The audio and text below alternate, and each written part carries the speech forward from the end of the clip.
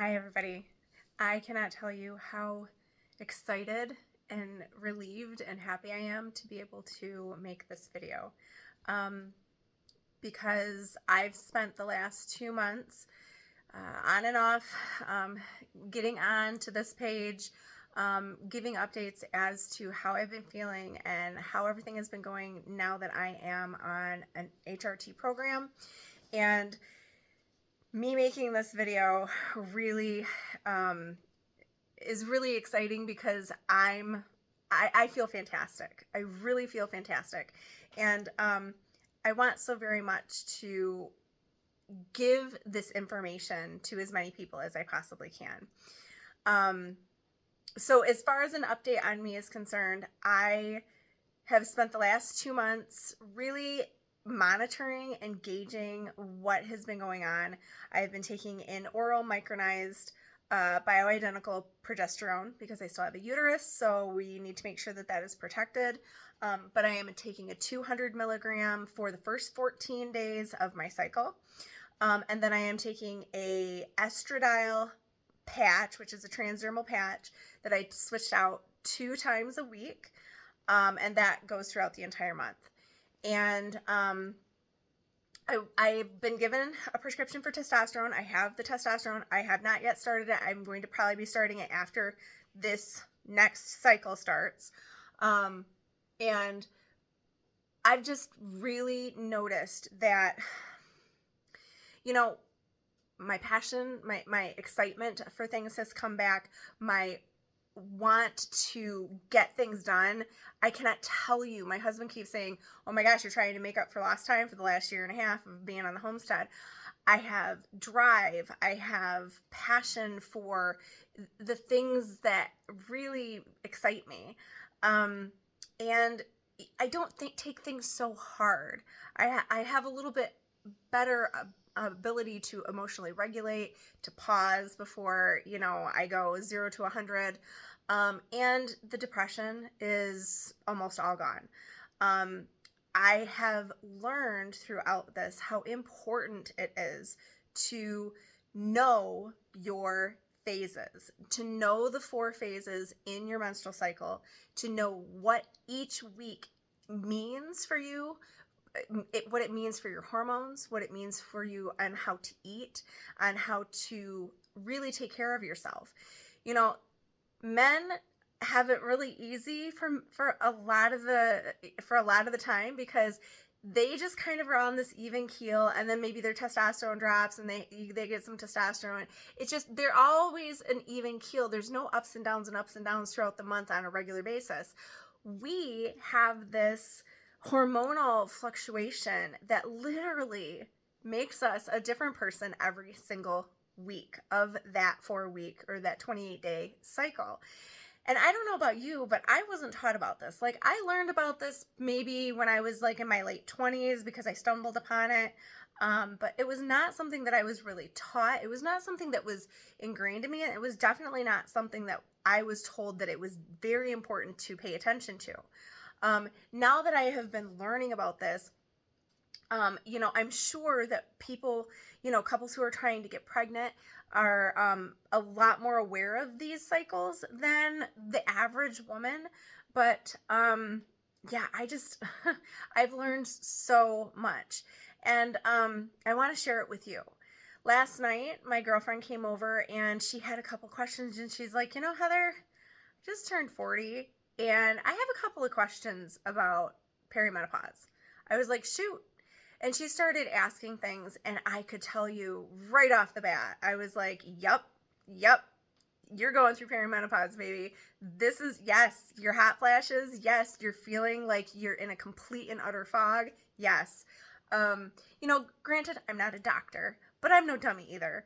I've spent the last year and a half going through all of this research, really hard hitting this stuff for the last 8 months. And, I'm not an expert. I'm not a doctor, but I'm pretty good at helping myself self-diagnose and be pretty honest about what's going on. And when I hear my friends talk about some of the struggles that they're having, and that's not who they are, it's just like all of a sudden it's happening. it makes me feel good when I'm able to give them answers and at least some light that says, hey, this is probably what's going on with you. Here's the information that I know.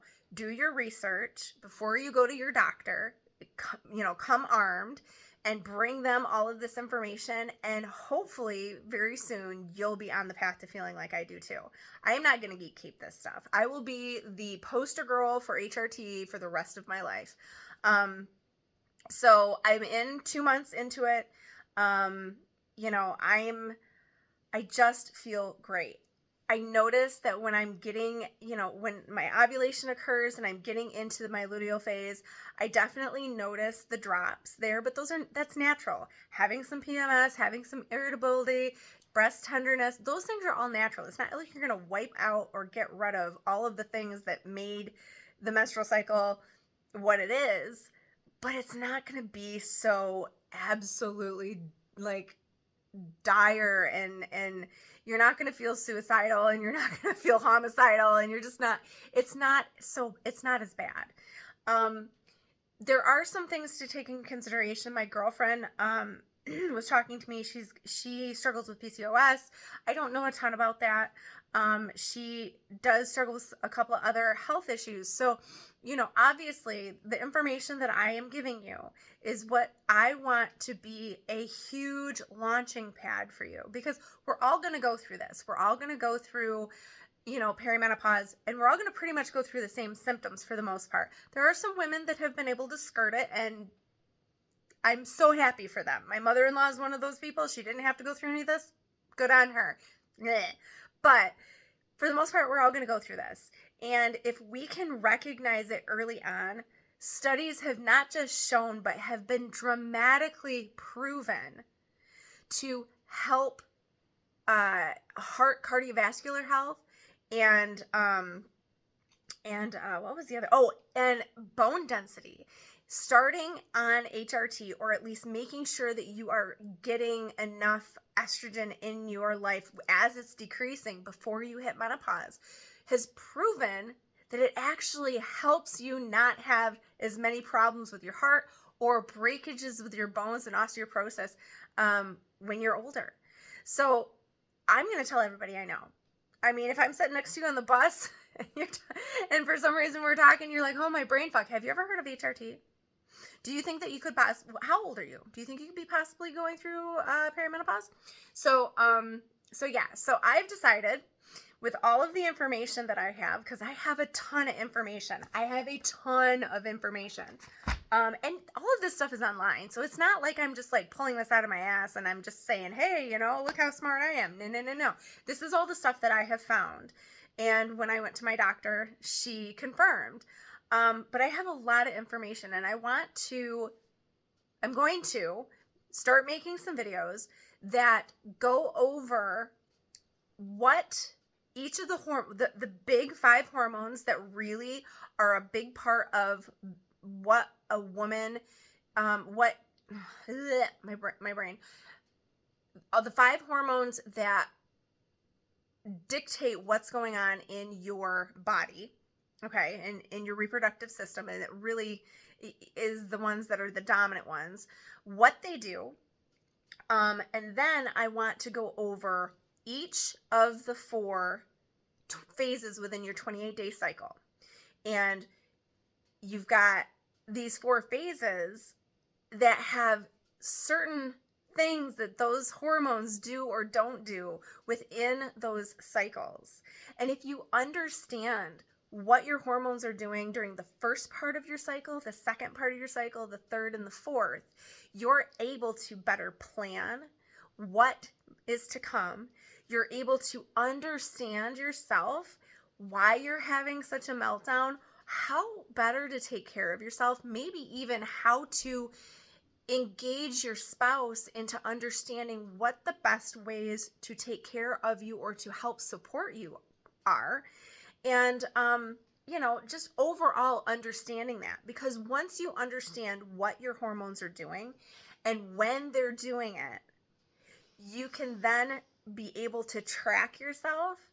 And even if you haven't gone to the doctor, you can start to understand if you're in perimenopause. And if you're in perimenopause, understand your, I don't know, just understand kind of what your cycle looks like, because it is slightly different, even though it's kind of a pretty generalized, this is what happens, this is what happens. It is different from woman to woman. You know, some women don't have a uterus anymore. Some women are struggling with endometriosis and PCOS. There are other factors, but the basis of the menstrual cycle is the same. So I'm going to share that with you. And then I'm just going to kind of go over the basics of the different hormone replacements that I know about. I know that there are other ones. I didn't study a ton.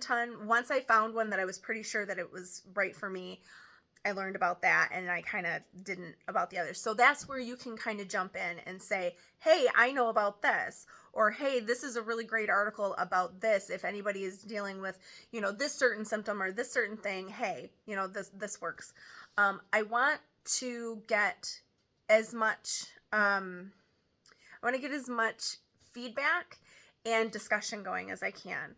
I have been going through and just sending videos that I think are pertinent between the ADHD and the perimenopause, but I haven't really been engaging in here, primarily because first I was getting used to it, and then second, I was so damn busy doing all the things and getting all the things done that I just hadn't had a chance. So now I have time, now I have the chance, and I'm just so excited to share with us all of this with you. So what I'm going to do is I'm going to start making these videos, and I'm going to start posting them on my YouTube channel. So then you can go back and you can watch them when you have time, because sometimes, I mean, we're already at 12 minutes. Sometimes they're a little bit more lengthy, and you cannot get all this information in a little 3-minute blurb. So, yeah, so that's what the plan is, and that's what I am going to do. And then at some point in a couple of months, once we have enough people who are having discussion in here, I'd really like to have maybe a local gathering or local group or get together at, at someplace.